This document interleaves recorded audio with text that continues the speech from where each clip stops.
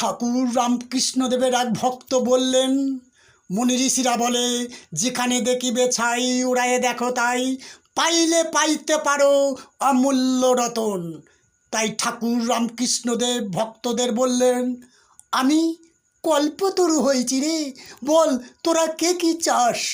ভক্তরা বলল, ঠাকুর ঠাকুর ধন দৌলত অর্থ চাই না ঠাকুর, ঠাকুর জ্ঞান দাও ঠাকুর, বুদ্ধি দাও ঠাকুর, পথ দেখাও ঠাকুর, ঠাকুর তোমার চরণে ঠাঁই দাও ঠাকুর। ঠাকুর রামকৃষ্ণদেব বললেন, হ্যাঁ রে, দুধে জল মিশালে রাজহাঁস কি খায়?